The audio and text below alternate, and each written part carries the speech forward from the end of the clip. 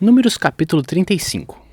Nas planícies de Moabe, perto do rio Jordão, na altura de Jericó, que ficava no outro lado do rio, o Senhor Deus disse a Moisés: Mande que os israelitas, das terras que vão receber, deem aos levitas algumas cidades onde estes possam morar e também terras de pastagens ao redor delas. Essas cidades serão dos levitas, eles morarão nelas. As terras ao seu redor serão para o gado, para as ovelhas e as cabras e para os outros animais. Os pastos ficarão em volta de toda a cidade, numa distância de 450 metros a partir da muralha. Todo o terreno formará um quadrado de 900 metros de cada lado, isto é, medirá a mesma coisa a leste, a oeste, ao norte e ao sul. A cidade ficará no meio e os pastos ficarão em volta. Deem aos levitas 6 cidades para os fugitivos. Se um homem sem querer ou por engano matar alguém, poderá fugir para uma dessas cidades. Além dessas, vocês darão aos levitas 42 cidades. Portanto, o total será de 48 cidades, todas elas com pastos ao seu redor. O número de cidades de levitas em cada tribo será determinado pelo tamanho do seu território, isto é, dos territórios maiores será escolhido um número maior de cidades, e dos territórios menores um menor número de cidades. O Senhor Deus mandou que Moisés dissesse ao povo de Israel o seguinte: Quando vocês atravessarem o rio Jordão para entrar em Canaã, deverão escolher algumas cidades para os fugitivos, onde poderá ficar morando qualquer homem que, sem querer ou por engano, ter matado alguém. Ali ele ficará a salvo dos parentes da vítima que estiver procurando vingança e não morrerá sem ter sido julgado em público. Escolham 6 cidades para os fugitivos, 3 a leste do rio Jordão e 3 na terra de Canaã. Essas 6 cidades serão de refúgio, tanto para os israelitas como para os estrangeiros que moram com vocês. Seja só por algum tempo, seja para sempre. Quem tiver matado alguém sem querer ou por engano poderá ficar refugiado ali. Se um homem ferir uma pessoa com um objeto de ferro, ou com uma pedra, ou com um pau e causar a morte dessa pessoa, ele é culpado pelo crime e será condenado à morte. Quando o parente mais chegado do morto encontrar o assassino, deverá matá-lo. Se um homem empurrar o outro com ódio, ou jogar alguma coisa contra ele com má intenção e ele morrer, ou se um homem esmurrar um inimigo e este morrer, o culpado será morto, pois é um assassino. Quando o parente mais chegado do falecido encontrar o assassino, deverá matá-lo. Mas pode acontecer que alguém sem querer empurre o companheiro que não era seu inimigo, ou atire sem má intenção alguma coisa contra ele. Pode acontecer também que alguém sem ver atire uma pedra que venha cair em cima de alguém e cause a sua morte.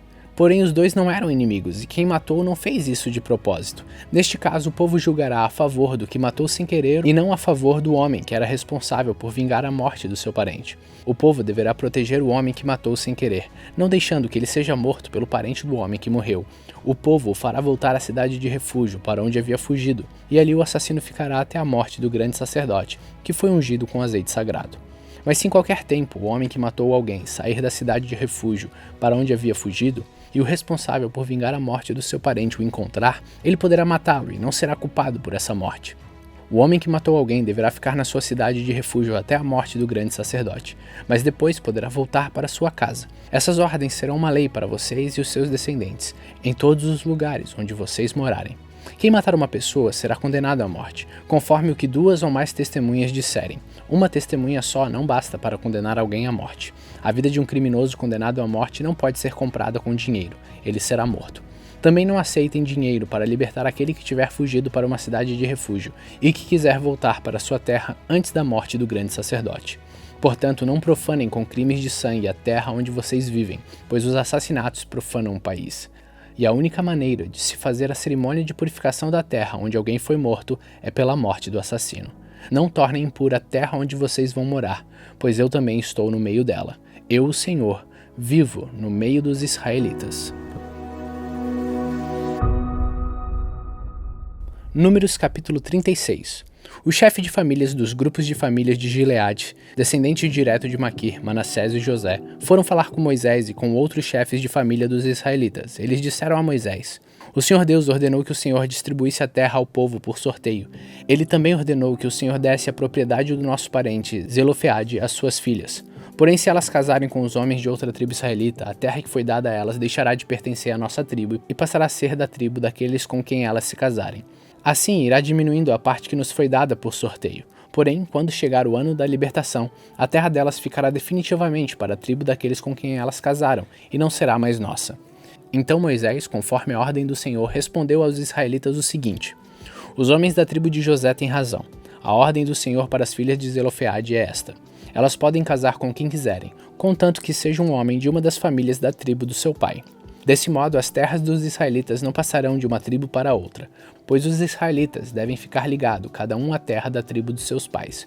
Todas as moças que tiverem terras numa tribo israelita deverão casar-se com alguém da família da tribo do seu pai. Desse modo, cada israelita herdará a terra dos seus antepassados, e ela não passará de uma tribo para outra. Cada tribo continuará ligada à sua própria terra. Então Maclã, Tirza, Ogla, Milca e Noa, filhas de Zelofeade, fizeram como o Senhor havia ordenado a Moisés e casaram com filhos dos seus tios paternos. Elas casaram dentro do grupo de famílias da tribo de Manassés, filho de José, e as suas terras ficaram na tribo do pai delas.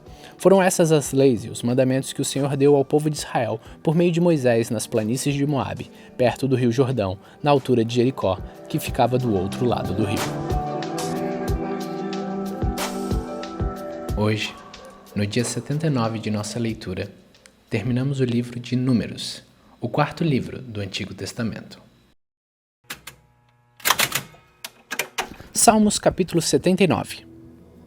Ó Deus, os pagãos invadiram a sua terra, profanaram o seu santo templo e deixaram Jerusalém em ruínas. Largaram os corpos dos teus servos, dos que foram fiéis a ti, para serem comidos pelas aves e pelos animais selvagens. Derramaram o sangue do seu povo como se fosse água. O sangue correu como água por toda a cidade de Jerusalém, e não sobrou ninguém para sepultar os mortos. As nações vizinhas nos insultam, riem e caçoam de nós. Ó Senhor Deus, até quando ficarás irado conosco? Será para sempre? Será que a tua ira continuará a queimar como fogo? Ó Deus, fica irado com as nações que não te adoram, com os povos que te rejeitam, pois eles mataram o nosso povo e arrasaram o nosso país. Não nos castigue por causa dos pecados dos nossos antepassados, mas tem misericórdia de nós agora, pois estamos completamente desanimados. Ajuda-nos, ó Deus, nosso Salvador, por causa da sua própria honra. Salva-nos e esquece os nossos pecados. Por que deixar que as outras nações perguntem: onde está o Deus de vocês? Ó Deus, permite que vejamos o castigo que lhes dará por terem derramado o sangue dos teus servos. Ouve o gemido dos prisioneiros e com teu grande poder livra os que estão condenados à morte. Ó Senhor, castiga as outras nações 7 vezes pelos insultos com que te ofenderam. Então nós, que somos o teu povo, que somos ovelhas do teu rebanho, nós e os nossos descendentes te daremos graças para sempre e cantaremos hinos de louvor a ti, hoje e nos tempos que estão por vir.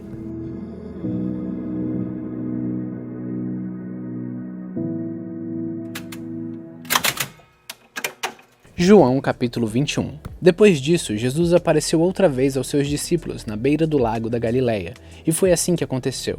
Estavam juntos Simão, Pedro e Tomé, chamado Gêmeo, Natanael, que era de Caná da Galileia, os filhos de Zebedeu e mais 2 discípulos. Simão Pedro disse aos outros: Eu vou pescar.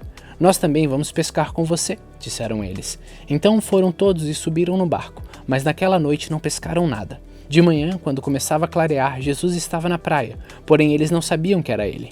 Então Jesus perguntou: Moços, vocês pescaram alguma coisa? Nada, responderam eles. Joguem a rede do lado direito do barco e vocês acharão peixe, disse Jesus.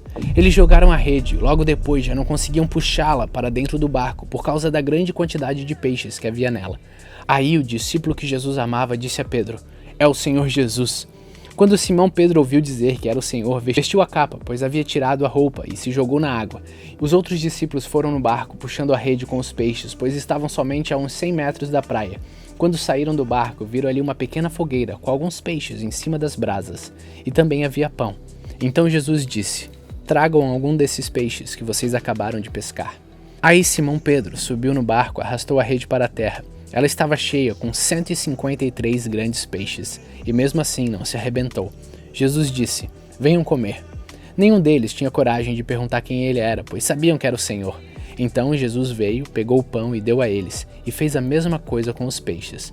Foi esta a 3ª vez que Jesus, depois de ter sido ressuscitado, apareceu aos seus discípulos. Quando eles acabaram de comer, Jesus perguntou a Simão Pedro: Simão, filho de João, você me ama mais do que esses outros me amam? Sim, o Senhor sabe que eu o amo, Senhor, respondeu ele. Então Jesus lhe disse: Toma conta das minhas ovelhas. E perguntou pela 2ª vez: Simão, filho de João, você me ama? Pedro respondeu: Sim, o Senhor sabe que eu o amo, Senhor. Jesus lhe disse outra vez: Toma conta das minhas ovelhas. E perguntou pela 3ª vez: Simão, filho de João, você me ama? Então Pedro ficou triste por Jesus ter perguntado 3 vezes: Você me ama? E respondeu: O Senhor sabe tudo. e sabe que eu o amo, Senhor. E Jesus ordenou: tome conta das minhas ovelhas. Quando você era moço, você se aprontava e ia para onde queria. Mas eu afirmo a você que isto é verdade. Quando for velho, você estenderá as mãos, alguém vai amarrá-las e o levará para onde você não vai querer ir. Ao dizer isso, Jesus estava dando a entender de que modo Pedro ia morrer, e assim fazer com que Deus fosse louvado. Então Jesus disse a Pedro: venha comigo. Então Pedro virou para trás e viu que o discípulo que Jesus amava vinha atrás dele. Este era o mesmo que estava ao lado de Jesus durante o jantar de Páscoa, que havia chegado mais perto dele e perguntado: Senhor, quem é o traidor? Quando Pedro viu aquele discípulo, perguntou a Jesus: o que diz, Senhor, a respeito deste aqui? Jesus respondeu: se eu quiser que ele viva até que eu volte, o que é que você tem com isso? Venha comigo. Então se espalhou entre os seguidores de Jesus a notícia de que aquele discípulo não ia morrer. Mas Jesus não disse isso. Ele apenas disse: se eu quiser que ele viva até que eu volte, o que é que você tem com isso? Este é o discípulo que falou estas coisas e as escreveu. E nós sabemos que o que ele disse é verdade. Ainda há muitas outras coisas que Jesus fez.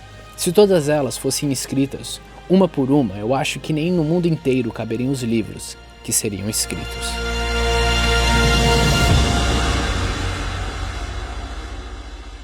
Hoje, também no dia 79 de nossa leitura, terminamos o Evangelho de João, o quarto livro do Novo Testamento.